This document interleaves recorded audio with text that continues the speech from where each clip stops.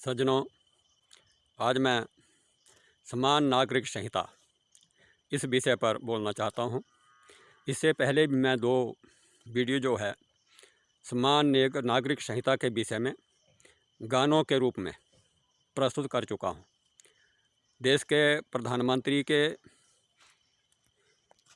लिए या उनको संबोधित करते हुए या जनता को संबोधित करते हुए आज मैं फिर इसी विषय पर कहना चाहता हूँ। सज्जनों, देश 1947 में आज़ाद हुआ, 15 अगस्त 1947 को, परंतु देश के कुछ लोगों के साथ व्यवहार के कारण, क्योंकि उन्होंने देश को अलग करने की मांग दी, धर्म के नाम पर 2 देश बनाए जाने चाहिए ऐसा उन्होंने कहा, नहीं तो देश में दंगे होंगे। उस समय की सरकार ने उनकी बात को मान लिया और धर्म के आधार पर 2 देश बन गए, मुसलमानों के लिए पाकिस्तान और हिंदुओं के लिए हिंदुस्तान। 2 देश बन गए। कुछ लोग जो हैं वो मुसलमान लोग जो हैं पाकिस्तान में चले गए, बहुत से लोग यहीं पर रह गए, मोह माया के कारण या अपनी जन्मभूमि के प्यार के कारण। चलो कोई बात नहीं है, परंतु जब देश धर्म के नाम पर 2 देश हो गए तो जो बाकी देश हिंदुओं का बचा है तो उस देश के लिए हमारे कानून जो है एक जैसे होने चाहिए थे, कि यानी सभी के लिए एक जैसा कानून होना चाहिए था। परंतु हमारी कांग्रेस सरकार ने, उस समय की कांग्रेस सरकार ने और प्रधानमंत्री जवाहरलाल नेहरू ने इस तरफ कोई ध्यान नहीं दिया, क्योंकि वो दूरदर्शी नेता नहीं थे। वो ये नहीं सोच सकते थे कि भविष्य में क्या हो सकता है। अगर वो समझ जाते इस बात को तो शायद समान नागरिक संहिता को उसी समय लागू कर देते और सारे देश में विवाह शादियों के लिए, जीवन मरण के लिए हर प्रकार के जो नियम थे वो सभी के लिए एक जैसे होते।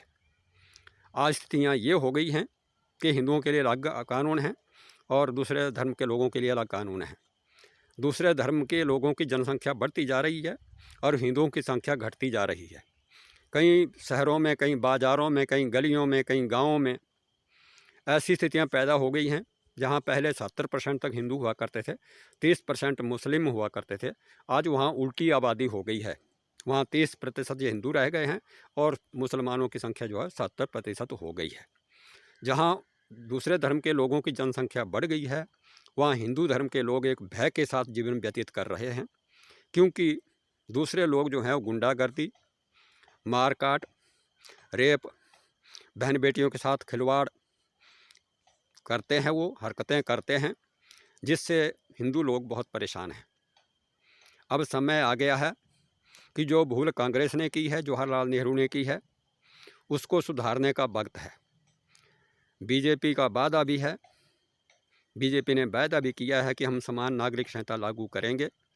इस समय मोदी देश के प्रधानमंत्री हैं, मोदी है तो मुमकिन है। उसके साथ ही एक ताकतवर देश के गृह मंत्री हैं अमित शाह जी। इन दोनों के रहते हुए ही यह काम संभव है कि देश में एक समान नागरिक संहिता लागू हो, इसके लिए कानून बने।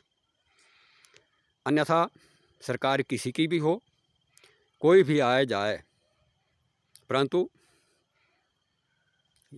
समान नागरिक संहिता का कानून नहीं बन सकता।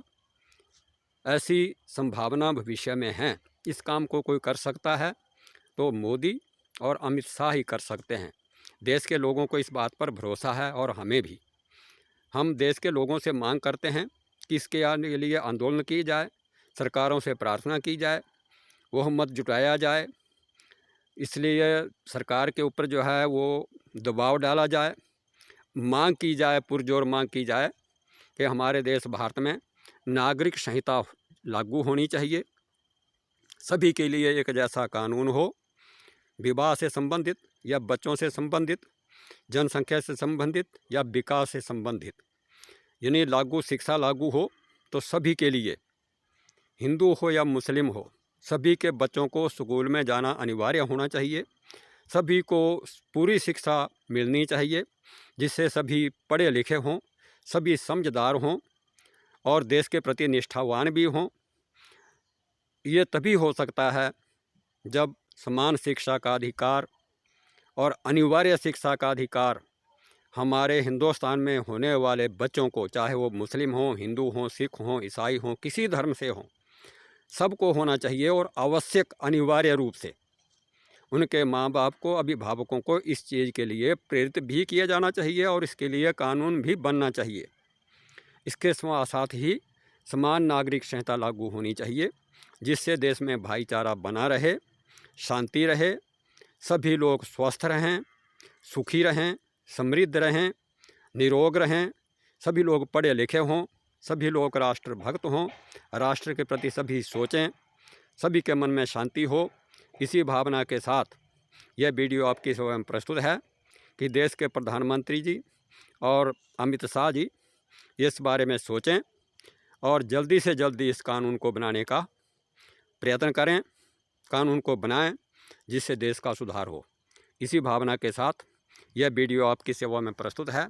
जय हिंद, जय भारत।